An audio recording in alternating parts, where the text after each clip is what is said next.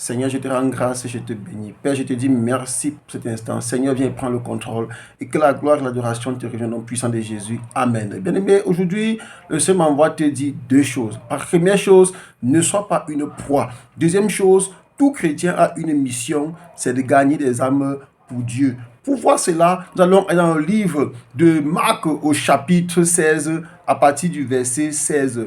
Celui qui croira et qui sera baptisé sera sauvé. Ça, c'est le Seigneur Jésus qui parle. Il dit, celui qui croira et qui sera baptisé sera sauvé.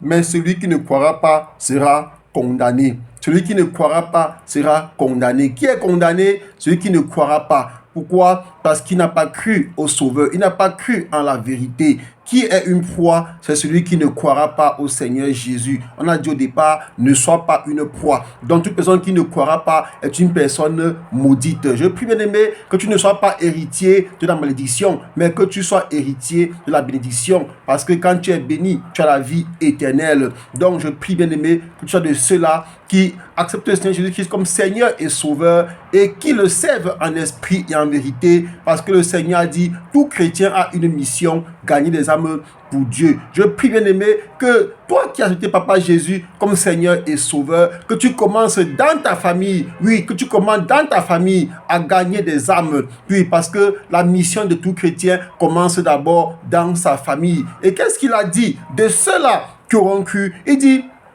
voici les miracles qui accompagneront ceux qui auront cru. En mon nom, ils chasseront des démons. Il dit bien, en mon nom, ils chasseront les démons. Donc je prie, bien-aimé, que tu sois de ceux-là qui chasseront les démons au nom du Seigneur Jésus-Christ. Et il dit encore, ils parleront de nouvelles langues. Il dit, ils saisiront des serpents. Ils saisiront des serpents. Alors, au livre de Luc, chapitre 10, verset 19, il est écrit, j'ai le pouvoir de marcher sur les serpents et les scorpions et sur toute la puissance d'ennemis. Donc, bien-aimé, je prie que toi, qui a cru, qui a accepté Papa Jésus comme Seigneur et Sauveur, au nom de Jésus, que tu domines, que tu écrases les serpents et les scorpions et toute la puissance de l'ennemi et que rien ne te nuise, que rien ne te fasse peur au nom de Jésus. Et le Seigneur Jésus continue, il dit, s'ils boivent quelques breuvages mortels, il ne leur fera point de mal. Ils imposeront les mains aux malades et les malades seront guéris.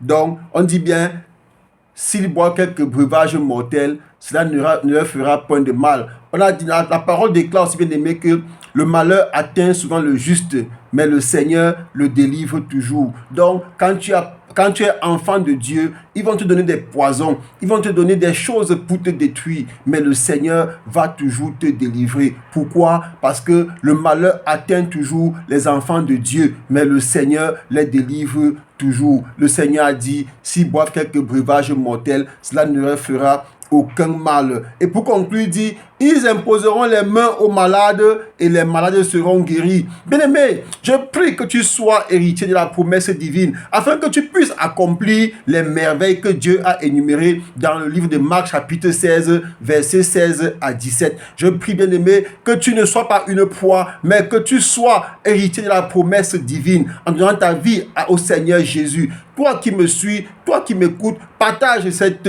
édification afin que quelqu'un d'autre soit aussi sauvé. Et Dieu aime ceux qui partagent. Dieu aime ceux qui partagent. Parce que quand tu partages l'évangile, tu bénis des âmes, tu délivres des âmes et tu es toi-même béni. Merci Père, merci Seigneur, que la gloire et l'adoration te reviennent au nom puissant de Jésus. Amen.